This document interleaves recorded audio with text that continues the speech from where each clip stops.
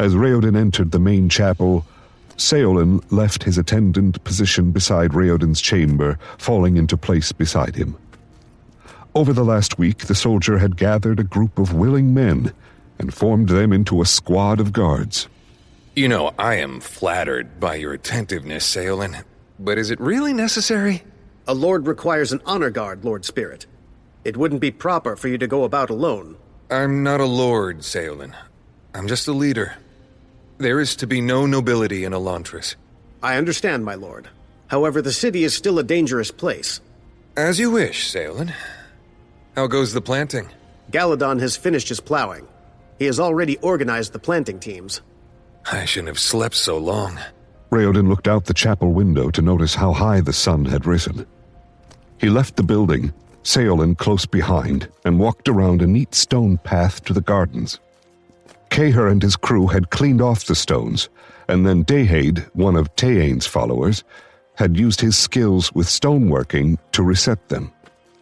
The planting was already well underway. Galadon oversaw the work with a careful eye, his gruff tongue quick to point out any errors. However, there was a peace about the Dula. Some men were farmers because they had no other choice, but Galadon seemed to find true enjoyment in the activity. Raoden remembered clearly that first day when he had tempted Galadon with a bit of dried meat. His friend's pain had barely been under control back then. Raoden had been scared of the Dula several times during those first days. Now, none of that remained. Raoden could see it in Galadon's eyes and in his bearing. He had found the secret, as Cahir had put it. Galadon was in control again. Now the only one Raoden had to fear was himself. His theories were working better than even he had expected, but only on everyone else.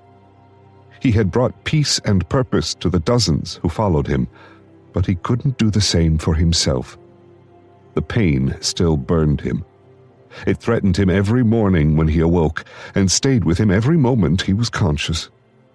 He was more purposeful than any of the others, and he was the most determined to see Elantris succeed. He filled his days, leaving no empty moments to contemplate his suffering. Nothing worked. The pain continued to build. My lord, watch out! Raoden jumped, turning as a growling, bare-chested Elantrian charged from a darkened hallway, running toward Raoden. Raoden barely had time to step backward as the wild man lifted a rusted iron bar and swung it directly at Raoden's face. Bare steel flashed out of nowhere, and Seolin's blade parried the blow. The bestial newcomer halted, reorienting himself to a new foe. He moved too slowly. Seolin's practiced hand delivered a thrust directly through the madman's abdomen. Then, knowing that such a blow wouldn't stop an Elantrian, Seolin swung a mighty backhand, separating the madman's head from his body. There was no blood.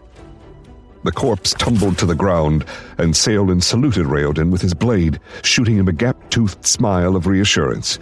Then he spun around to face a group of wild men charging down a nearby street toward them. Stunned, Raoden stumbled backward. Seolin, no! There are too many of them! Fortunately, Seolin's men had heard the commotion. Within seconds, there were 5 of them, Seolin, Daishi, and 3 other soldiers standing against the attack. They fought in an efficient line, blocking their enemy's path to the rest of the gardens, working with the coordination of trained soldiers. Sheor's men were more numerous, but their rage was no match for martial efficiency. They attacked solitarily, and their fervor made them stupid. In moments, the battle was over, the few remaining attackers dashing away in retreat. Seolin cleaned his blade efficiently, then turned with the others. They saluted Raoden in coordination. The entire battle had happened almost more quickly than Raoden could follow. Good work.